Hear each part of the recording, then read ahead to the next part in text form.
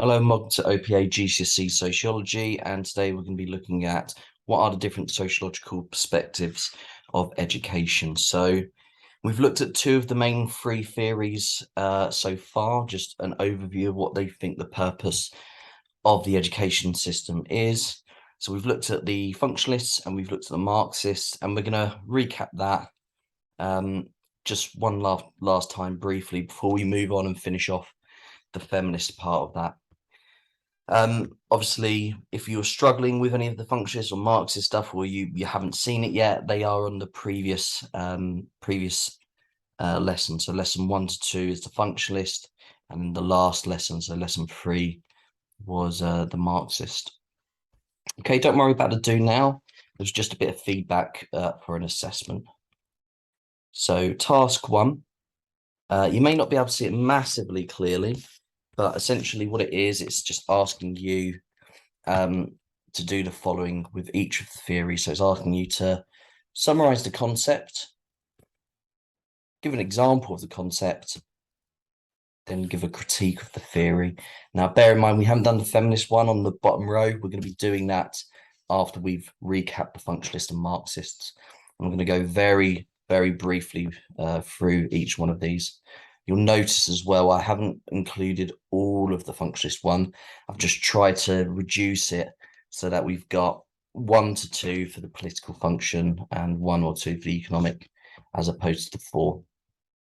So let's get started. So as I go along with this, by the way, feel free to either slow it down or pause it or go back to a certain point or skip it if you know it.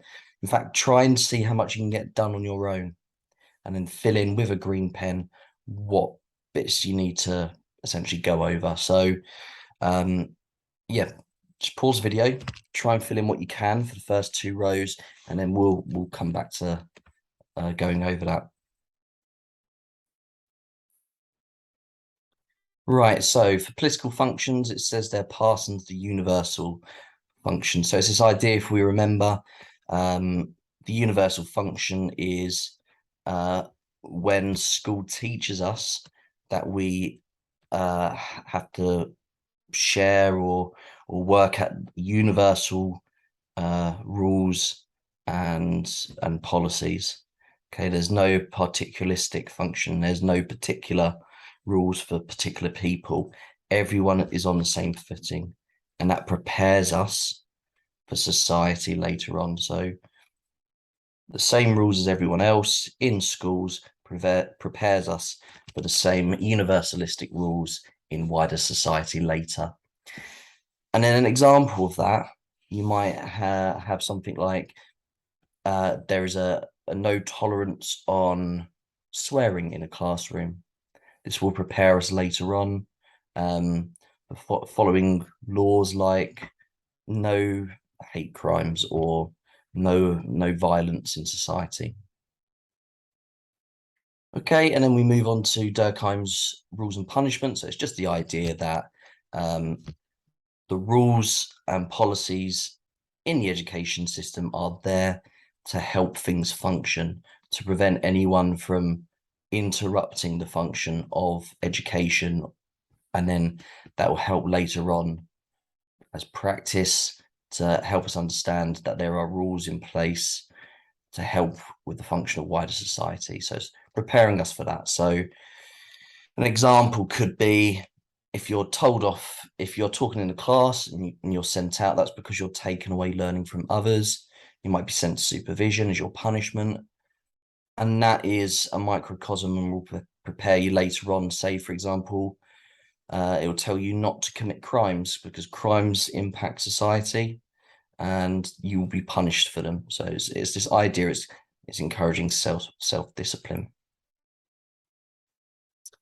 Okay, and then we move on to the economic ones now. So Parsons talks about meritocracy. So it's just simply meritocracy is this idea that if you work hard and you are talented, you'll be rewarded for that. Okay.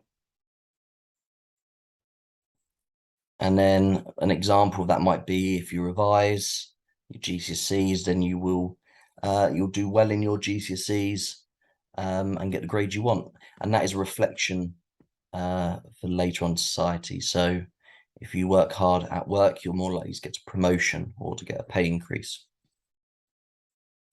And we have the economic function by Durkheim, so skills for works. It's just this idea that we all have a specific skill set and position in society, in the workplace, and that the education system is filtering through to sort of guide us, to show us what our perfect skill and specific work job is, I guess. And then you could use the example of things becoming more specialized. So you might start off with loads of GCSEs, then it becomes more specific with 3 to 4. And at university, you concentrate on one topic. And then after university, you might look at a specific job, or you do an MA, a master's, where it will be a specific topic within a field. So it might be I'm looking at crime within sociology as opposed to all of sociology. Or it might be at the example I gave last lesson, I might go and get a teaching job in sociology. So because I've got to that specialism. Okay, and then just a critique of the, I'll give you one or two for the functionalists. So they assume that there's a value consensus. So they're assuming everyone's buying into meritocracy and following the rules. They're also assuming that they're benefiting everyone in society. Okay, and then we move on now to the Marxists. So Baz and Gintis. So correspondence principle is just this idea that the hidden curriculum, the things we learn in education through the hidden curriculum benefit the capitalist system and therefore the ruling class. And there's loads of examples. So one I'll give you is this idea we learn to obey our authority figures and hierarchy, okay, in schools. So not to be rude to the teacher, to the head teacher, to the staff members. And that encourages later on in society you to not challenge or question authority figures in wider societies, whether that be your governments, the police, your boss at work, whoever it may be. Okay, so if you're not challenging capitalism, capitalism is winning. Another example, just for the sake of it, you might school teach us that we have to do mundane and boring things. So there's certain classes or revision that you don't like. That's going to be the same as well. There'll be mundane and dull things when we go out in society and work. Okay, all benefits capitalism. And then the other idea by Baz and Gintis is the failure of meritocracy. So it's essentially a spin on what Parsons is saying about meritocracy. So he's saying that even though there are people who are really talented and work hard, they don't always reap the rewards they deserve or have a form of success because they are limited by their economic backgrounds. Okay, they might be from poor areas. Okay, and then an example you could use from there is you could say statistically, you could point to the fact that private schools, if you go to a private school, you're more likely to go to a Russell Group university or dominate a top job after.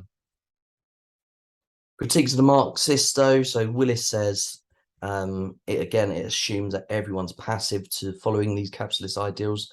So in Willis's Learning to Labour, working class kids who weren't doing well in school, they weren't just being passive, they were challenging the education system.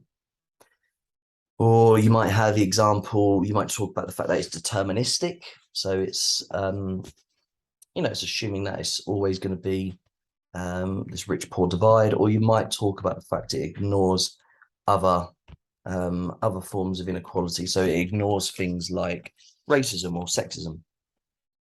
Okay, so we've just gone over there briefly the functionalists and the Marxists' ideas of education's purpose. Okay, and now we're going to move on to the feminist one. Okay, so just as we go along, look out for Wilkinson, Sharp, and Archer. Okay, the idea of gender quake, women's priorities, and women's underachieving. So what is the feminist perspective of education? So just read through this, make any notes that you feel would be beneficial. So feminists see the education system as a structure that helps reinforce socially constructed ideas of gender. So we've talked about how gender is this social construct before. Okay, the ideas of masculinity and femininity are shaped by our society. Remember, gender as a concept is different from sex. Sex is biological, gender is molded by society. These social constructs often reinforce patriarchy, so they often benefit men, they benefit a male-dominated society. So they mold this idea of a woman who is often submissive to men or sort of seen as second class. However, feminists also celebrate the improvements that have been made. So there has been this feminization of education, just like there has in society. So they're acknowledging that, yes, things are getting better in some ways, but there is still a lot to overcome. Okay, that's a gist of what the feminists are saying. So since the 1990s, girls have achieved more academically than boys. And Wilkinson refers to this as a gender quake, a shake-up in women's attitudes and life chances in society. So the traditional ideas of what it is to be a woman are being broken down. And Sharp goes into more specifics with that. So Sharp says that many women now prioritize their education, their career, and themselves over starting a family. So think of all those things that happen, this feminization of the workplace, the fact that there's this breakdown of traditional ideas. So women are no longer sort of seen as this housewife or expected to be a housewife who has a family, who does all the domestic labor. They're now being seen as someone who, yes, they can have all of those things if they want to. They can also go out and work. They can also not be seen as sort of submissive or second class and working around husbands or their partners. Okay, and then the feminist view of education and gender inequality. So despite all of that, however, we must acknowledge that there is still gender inequality embedded within this. So despite high achievement, women are often encouraged to take certain subjects that pay less or are seen as secondary. Archer notes that in working class communities, it's often girls who are impacted more than boys in terms of underachieving. And that is largely to do, Archer says, because they are encouraged to do qualifications that maybe don't have the best paying jobs or don't have the best opportunities.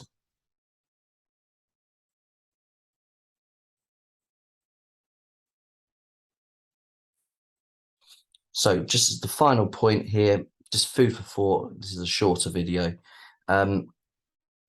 Just apply some of your own experiences, either as a boy or girl at the school, to the theories you've learned. So try and see if you can apply one of the functionist ideas, maybe see if you apply a Marx idea, a feminist idea, and just show me that you are understanding it and using that sociological imagination to apply that perspective.